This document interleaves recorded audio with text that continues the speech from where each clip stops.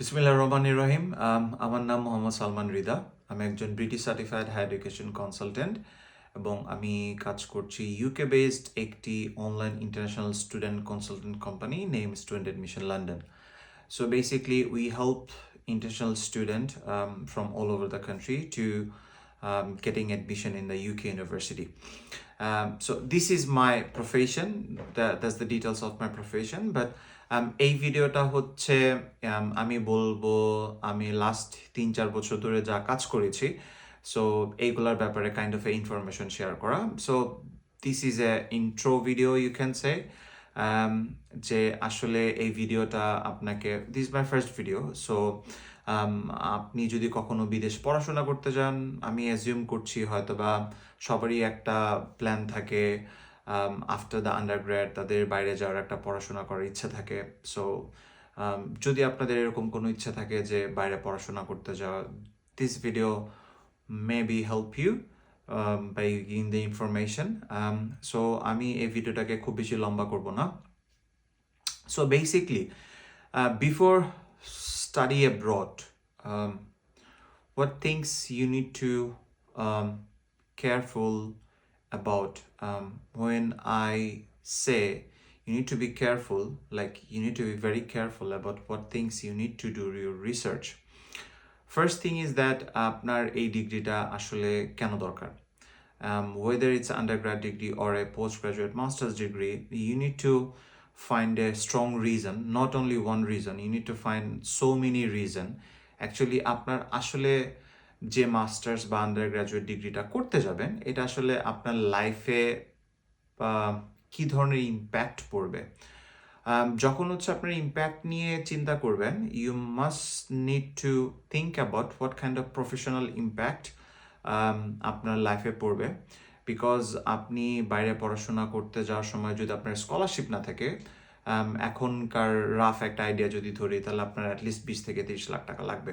So এটা হচ্ছে yearly budget. So আপনি যদি মাস্টার্স করতে যান অথবা আন্ডারগ্রেড করতে যান, আপনাকে আসলে এই জিনিসটা মাথায় রাখতে হবে যে এটা আসলে প্রফেশনালি কীভাবে আমাকে হেল্প করবে. This is your first reason. When you connect your reason with this one, I think আপনি ক্লিয়ারলি বুঝতে পারবেন আপনার আসলে বাইরে ডিগ্রিটার প্রয়োজন কতটুকু. সেকেন্ড ব্যাপার যেটা হচ্ছে সেটা হচ্ছে কোর্স চয়েস. অনেকেই, আমি যখন পার্সোনালি কাউন্সেলিং করতে যাই, সবাই একটা জায়গাতে অনেক বেশি ইনডিসিশনে থাকে, সেটা হচ্ছে কোর্স সিলেকশন. আসলে স্টুডেন্টদের কিভাবে কোর্স সিলেকশন করা উচিত, অথবা তাদের আসলে কাদের হেল্প নেওয়া লাগবে in regards to the course selection. অনেকে হচ্ছে আমাদের মতো যারা কনসালটেন্ট আছে তাদের সাথে কথা বলে যে ভাইয়া কোন কোর্সটা নিলে আমাদের জন্য বেটার হবে. আমার কাছে যেটা পার্সোনালি মনে হয়, we are not the right person to giving the advice. কেন রাইট পারসন না? আমাদের প্রফেশনাল ক্যারিয়ার হচ্ছে আমরা একজন educational consultant. So education related study অ্যাব্রোডের যে কোনো ধরনের কোশ্চেন আমরা বলতে পারবো, but we are not the career consultant. When it's comes to the course selection, it means like we are giving you advice যে আপনাকে কোন কোর্স নিলে এই কোর্সটা আপনার ইন ফিউচার আপনার প্রফেশনাল লাইফে অনেক বেশি হেল্প করবে. এটার জন্য সবচেয়ে বেস্ট হচ্ছে আপনি যে ইউনিভার্সিটিতে পড়েন, এই ইউনিভার্সিটির যারা টিচার আছে আপনাদের ওদের সাথে আপনি কথা বলতে পারেন. অনেক ইউনিভার্সিটি, যেরকম আমার ইউনিভার্সিটির ইন্ডিভিজুয়াল, আমার যে ইউনিভার্সিটি ছিল নর্থ সাউথ ইউনিভার্সিটির, সো আমার একজন মেন্টর ছিল. আমার মেন্টরের নাম ছিল নাসমিন ম্যাম. ইয়েস, নাসমিন ম্যামই ছিল আমার মেন্টর. সো নাসমিন ম্যাম ছিল, হ্যাঁ মনে হয় নাসমিন ম্যামই ছিল. Okay, anyway, forgot about this. So আমাদের যেরকম নর্থ সাউথের হচ্ছে আমাদের মেন্টর থাকে. সো আপনি চাইলে মেন্টরের সাথে কথা বলতে পারেন, অথবা আপনার যে কোনো পছন্দের ফ্যাকাল্টি যারা থাকে ওদের সাথে কথা বলতে পারেন. I am pretty much sure যে আপনি যদি কোনো ফ্যাকাল্টির সাথে আপনার ইউনিভার্সিটির আপনার ক্যারিয়ার নিয়ে কথা বলেন, চিন্তা করেন, আপনার ওপিনিয়ন শেয়ার করেন, definitely they will give you time. These are the right people, honestly these are the right people to give you the advice যে আপনার আসলে যদি বাইরে পড়াশোনা করতে যান, আপনার আসলে কোন সাবজেক্টে পড়াশোনা করা উচিত, অথবা আপনি যে ডিসিশনটা নিয়ে চিন্তা করছেন এটা কি আপনাকে practically in future after 1 year 2 years or 3 years এটা কি আপনার লাইফে হেল্প করবে কিনা. সো আমরা গেলাম, ফার্স্টে আমরা বের করতে চাইলাম স্ট্রং রিজন কী কী থাকতে হবে, দেন আসলাম কোর্স চয়েস। তারপরে যেটা ইম্পর্টেন্ট, যেটাতে আমরা অনেক সময় খুব ভালোভাবে ফোকাস করি না, সেটা হচ্ছে financial plan.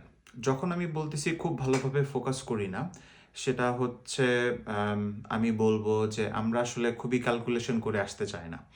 Definitely, calculation is a part of a study abroad journey unless and until if anyone does not get any scholarship. কেন এইটা ফিনান্সিয়াল প্ল্যানটা খুব বেশি ইম্পর্ট্যান্ট, সেটা হচ্ছে বিদেশে মানুষ যখন পড়াশোনা করতে আসে ওদের অনেক ধরনের এক্সপেন্স থাকে। মেইনলি ফোকাস আমরা করি হচ্ছে লিভিং এক্সপেন্সের কথা অথবা টিউশন ফির কথা।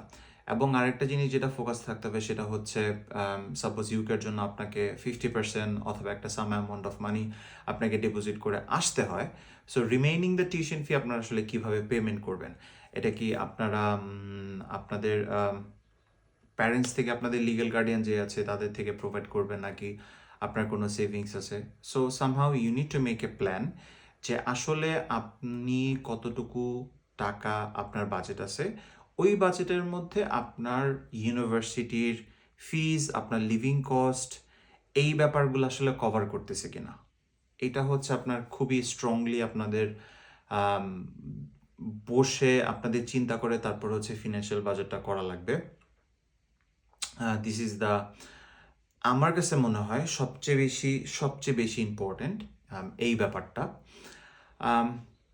লাস্ট যে ব্যাপারটা আমি আপনাদের কাছে শেয়ার করব সেটা হচ্ছে যে ইন কেস, অবশ্যই মানে আমার কাছে মনে হয় এই কোশ্চেনটা সবার থাকে যে আসলে ওয়ার্কিং অপরচুনিটি কী থাকবে দেশের বাইরে।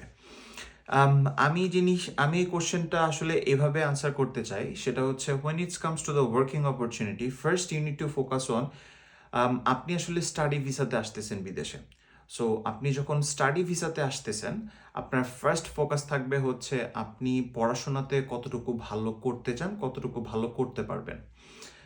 তারপরে আসতেছে হচ্ছে working opportunity. But it you only focus on the working opportunity, তাহলে যেটা হবে, আপনি আসার পরে স্টুডেন্ট ভিসা থাকাকালীন আপনি যদি ফুল টাইম কাজ করতে চান, আপনি যদি প্রথম 6 মাসে ফুল টাইম কাজ না পান অথবা পার্ট টাইম কাজও যদি না পান, তাহলে আপনি খুব বেশি আপসেট হয়ে যাবেন। তখন আপনার ফোকাসটা এক জায়গায় থাকবে না, এটা ইম্প্যাক্ট পড়বে আপনার স্টাডির উপরে। Rather then if you just only focus on the study and then you focus on the working opportunity, I think ওইটা হচ্ছে আপনার জন্য অনেক হেলদি হবে for your mental focus on your study. So যে জিনিসটা আপনাদের মাস্ট ইম্পর্টেন্ট, যেটা হচ্ছে জানা দরকার, আপনি আসতেছেন স্টুডেন্ট ভিসাতে, আপনার ফার্স্ট ফোকাস থাকতে হবে study is my first priority. Second, আপনার ফোকাস থাকতে হবে যে ওয়ার্কিং অপরচুনিটিস কী কী থাকে, এগুলো থাকবে আপনার সেকেন্ড প্রায়োরিটি। এবং থার্ড প্রায়োরিটি থাকবে সেটা হচ্ছে ইন কেস আমি যদি যেই দেশেই পড়াশোনা করতে চাই ওই দেশে যদি সেটেল না হতে পারি, যে ডিগ্রিটা আমি বিদেশ থেকে নিলাম এবং আমার বিদেশে থাকাকালীন সময়ে আমার যে ওয়ার্ক এক্সপিরিয়েন্স হয়েছে, এই ওয়ার্ক এক্সপিরিয়েন্স এবং এই ডিগ্রিটা নিয়ে আমি যদি আমার দেশে যাই, তাহলে আমি আমার দেশের মধ্যে কি কন্ট্রিবিউশন করতে পারবো। এই ব্যাপারটা আসলে অনেকেই এভাবে প্ল্যান করে না। সবারই ফার্স্টে প্ল্যান থাকে, না আমি বিদেশে পড়াশোনা করতে যাচ্ছি, এনিহাও আমাকে বিদেশে পিআর সিকিউর করতে হবে। ডেফিনেটলি আপনার যদি ভালো অপশন থাকে আপনি অবশ্যই পিআর সিকিউর করতে পারবেন। বাট ইন কেস আপনার বিকজ আমাদের সব কিছু আমরা যাই করি, সব কিছুই হচ্ছে আমাদের রিজিকে লেখা থাকে। সো আমরা আসলে বলতে পারি না যে আপনি এখন এক জায়গায় আছেন, আপনি 2 দিন পরে কোন জায়গায় থাকবেন। সো আপনাদের এই বাংলাদেশ থেকে যখন অথবা আপনার যে কোনো দেশে যেই আসুক, সো এই ব্যাপারটা যদি প্ল্যান করে যে আমি বাইরে পড়াশোনা করতে যাচ্ছি এই সাবজেক্টে এবং আমার এই সাবজেক্টের পর আমি এই ধরনের ওয়ার্কিং এক্সপিরিয়েন্স নিতে চাই এবং এই সাবজেক্ট আর এই ওয়ার্ক এক্সপিরিয়েন্স থেকে যে স্কিলগুলো আমি আর্ন করব, সেটা এসে যদি আমি বাংলাদেশে ইমপ্লিমেন্ট করি, তাহলে বাংলাদেশে আমার ক্যারিয়ার কী হবে। ঠিক আছে? এর মাঝখানে যদি আপনার বাইরে যদি আপনার ওই সাবজেক্ট রিলেটেড আপনি ক্যারিয়ার করতে পারেন, আপনি পিআরের রুটে যেতে পারেন, then definitely it should be fine. But এইটাও হচ্ছে আপনাদের চিন্তা করতে হবে।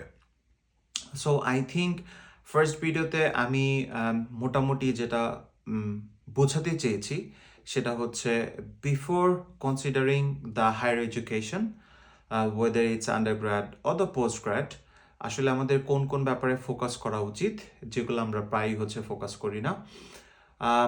নেক্সট ভিডিও টপিকটা আমি এখনো ডিসাইড করি নাই, বাট আমার ভিডিওগুলো খুব বেশি 20 মিনিট 30 মিনিট এরকম হবে না, 4-5 মিনিট বা 10 মিনিটের হবে। সো আই থিঙ্ক আপনি যদি 4-5 মিনিট অথবা 10 মিনিটের ভিডিওগুলো দেখেন তাহলে হয়তো বা আপনার স্টাডি অ্যাব্রডের ব্যাপারে খুব ভালো একটা আইডিয়া হবে। আপনি যে কোনো দেশেই যান আপনার প্ল্যানিংটা খুব ভালোভাবে হবে।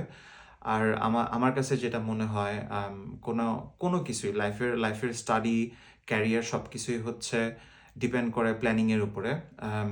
সব কিছু প্ল্যানিংয়ের উপর ডিপেন্ড করে না, সরি, আমাদের হাতে যতটুকু প্ল্যানিং আছে এই প্ল্যানিংটা আমি করব, বাট সব কিছু আল্লাহর উপর ডিপেন্ড করে। কিন্তু আপনাদের প্ল্যানিংটার দিক থেকে আপনাদের অবশ্যই কেয়ারফুলভাবে প্ল্যানিং করতে হবে, because when you invest money on something, at least আমরা সবাই হচ্ছে রিটার্নে কোনো কিছু চাই। ইটস নট লাইক দ্যাট আমি জাস্ট বাইরে থেকে একটা পড়াশোনা করে আসছি, and it's not like that you are just only investing your money, you're also investing your time as well. So hopefully দেখা হবে নেক্সট ভিডিওতে, এবং নেক্সট ভিডিওতে ট্রাই করব আমি আরও শর্টে কোনো ভিডিও এক্সপ্লেইন করার, কোনো ইম্পর্টেন্ট কোনো টপিক নিয়ে স্টাডি অ্যাপ্রোচের কোনো একটা কিছু বলতে চাও। থ্যাংক ইউ সো মাচ, আসসালামু আলাইকুম, ভালো থাকবেন। এবং যার যদি ভিডিওটা ভালো লাগে, যদি আপনি এরকম কাউকে চিনেন যে হচ্ছে বাইরে যাওয়ার জন্য প্ল্যানিং করতেছে, you can share the video. And one last thing, yeah, I'm a student consultant based on the UK, so I'm a British certified student consultant. আপনারা যদি ইউকের যে কোনো ইউনিভার্সিটির ব্যাপারে কোনো ধরনের ইনফরমেশন জানতে চান, অ্যাপ্লাই করতে চান, তাহলে হচ্ছে আমার সাথে যোগাযোগ করতে পারেন। নিচে হচ্ছে আমার অফিসিয়াল নাম্বার আমি দিয়ে দিব, so you can just reach out to me and will try to help you. Thank you so much, আসসালামু আলাইকুম।